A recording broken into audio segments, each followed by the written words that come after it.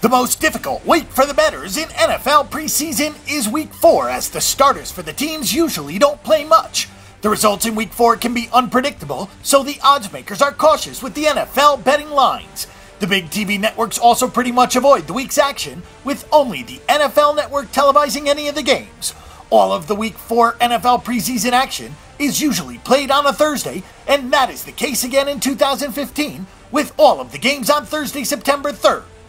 Tampa Bay will be playing at Miami. These two teams normally meet each other each year in the preseason since they're in the same state, although they are not rivals. Cincinnati will play at Indianapolis, where the Bengals are 9-3 in Week 4 of the preseason under Marvin Lewis. Baltimore will play at Atlanta. The only time you don't want to bet the Ravens in the preseason is Week 4, as they are just 3-4 under John Harbaugh.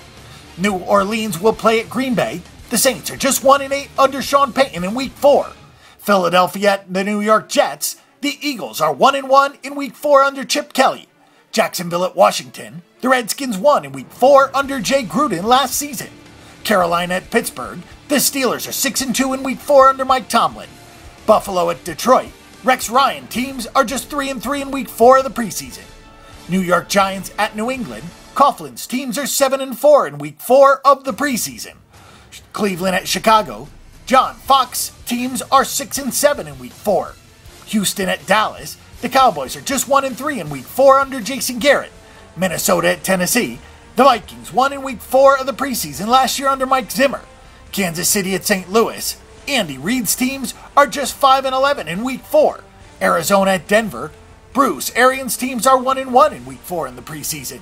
San Diego at San Francisco. The Chargers are 1-1 in Week 4 under Mike McCoy. And Oakland at Seattle.